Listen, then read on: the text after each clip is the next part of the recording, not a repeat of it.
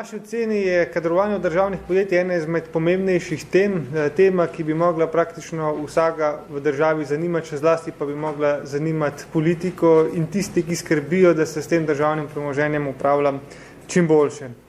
Najverjetneje se boste še spomnili napovedi predsednice vlade tako na začetku mandata, morda za osvežitev spomine samo njen citat z uvodnega nagovora, ko je prostajala predsednica vlade in sicer je rekla, da z umritvijo strasti doma, z zglednim sodelovanjem stroko, z depolitizacijo odločitev in strokovnim kadrovanjem lahko šele ustvarimo pogoje, da se težkih razmer sploh lahko lotimo.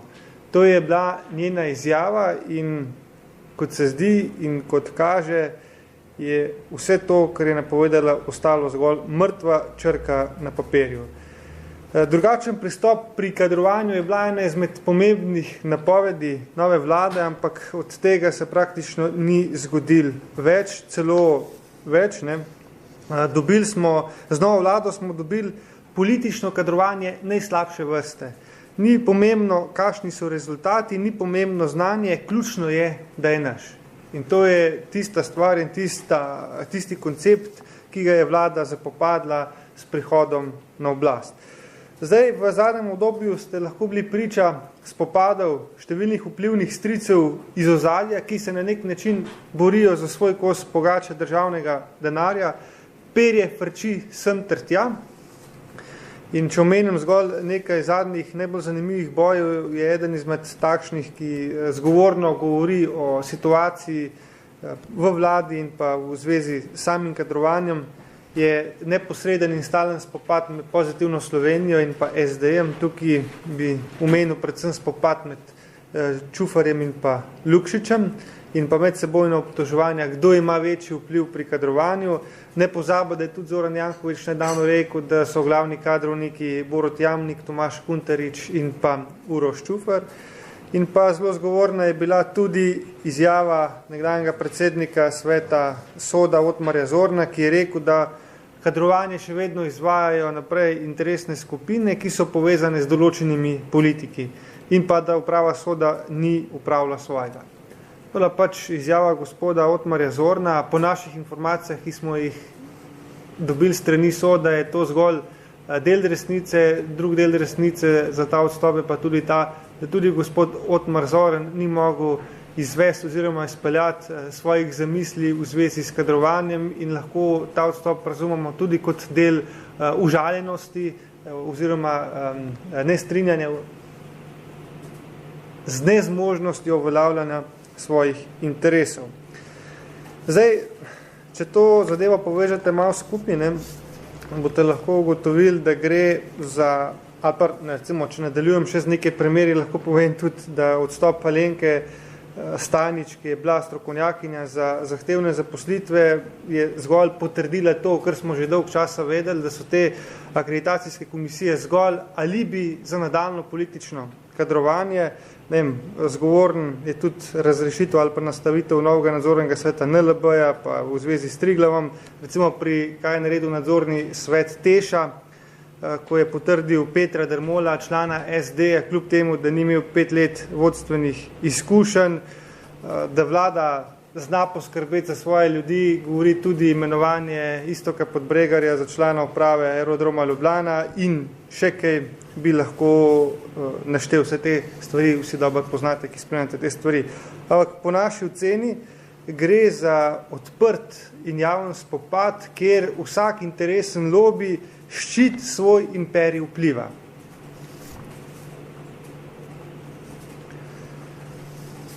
In zato lahko še enkrat zgolj potrdimo, da so bile vse tiste besede predsednice vlade iz začetka mandata, kako bo odslej vse drugače, kako se bo kadrovanje odvijalo drugače, zgolj v posmeh predsednici vlade in pa tudi vsem koalicijskim partnerjem. Bom še en citat prebral predsednice vlade, in sicer ona je rekla, da bo kot predsednica vlade pozvala vse državne uslužbence in vse visoke državne uradnike, člane nadzornih svetov in uprav, ki so bili imenovani v času razpada sedanje koalicije, marsikdaj mimo meril, ob spornih referencah, konfliktu interesov in celo etično spornih potezah, da sami odstopijo. Jaz zdaj na tem mestu sprašujem predsednico vlade, če bo tudi pozvala ljudi, ki so bili v njenem času imenovani spornimi referencami, spornimi etičnimi podlagami k odstopu. Teh primerov je kar nekaj in me zanima, če bo predsednica vlade obdržala enake vatle tudi za njen mandat, o čemer je govorila, ko je začela svoj mandat. Vsekakor se zdi, da gre za popoln razpad sistema v smislu upravljanja državnega premoženja in da se plenjanje državnega premoženja nadaljuje. In na tej točki in ob vseh besedah, ki so bile izrečene iz različnih lobijev, bi se mogla predsednica vlade in pristojni vprašati, kaj in na kakšen način bodo ukrepali, da te ekscese preprečijo. Ker če bo ostalo samo pri besedah Zorana Jankovića in pri odstopni izjavi Otmarja Zorna in še nekaterih drugih medsebojnih obračunavanjih, nič se ne bo pa zgodilo, potem bo to še eden izmed tistih epizod, ko psi so lajali, karavana pa je šla dalje. In zaradi tega v Novi Sloveniji pričakujemo, prvič, da bo predsednica tudi povedala, kaj si misli o njeni izjavi, ki se je takrat nanašala na prejšnjo vlado, sedaj pa kaj bo storila v svojimi kadri, ki so bili na tak etično sporen način imenovani in kaj bo naredila pri vseh teh spopadih lobijev, da se te zadeve končno enkrat uredijo. To mislim, da je relevantno vprašanje, ki bi ga mogel predsednici vlade vsakdo zastaviti. V Novi Sloveniji vidimo predvsem dve rešitve. Ena je, ki jo že dolgo časa podarjamo, umik države iz gospodarstva, ali po domači povedan privatizacija, in za drugo rešitev pa je, da končno vzpostavitev slovenskega državnega holdinga in učinkovito in dobro upravljanje s tistimi državnimi podjetji, ki bodo še ostali v lasti države oziroma ki se ne bodo privatizirali. Zdaj, pri umiku države iz gospodarstva se vedno pojavi krilatica o branjenju nacionalnega interesa, po domače povedan je to zgolj izgovor za branjanje trenutnih privilegijev in posameznih interesov, ker obstajajo lobiji, ki jim ni v interesu, da se določena državna lastnina odproda oziroma privatizira, ker jim je to enkraten vir postranskega zaslužka, ker so tam veliki denarni tokovi in enkratne možnosti za najrazličnejše sponzorske in druge svetovalne pogodbe brez realnih osnov.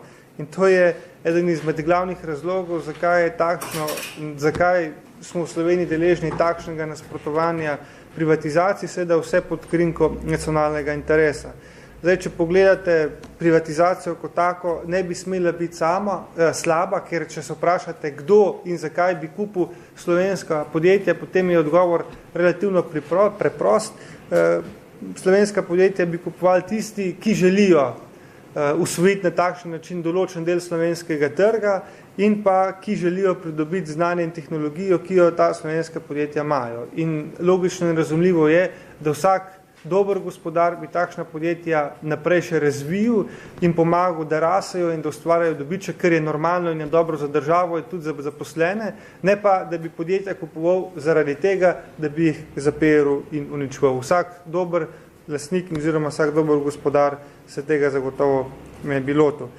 In če je to recimo ena izmed rešitev vse te krize pri kadrovanju in pa gospodarjenju z državnim premoženjem, umik države iz gospodarstva, je pa drugi del te naloge, da končno vzpostavimo slovenski državni holding. Seveda to je pomembno za vse tisto premoženje, ki bo še vedno ostalo naprej v državni lasti.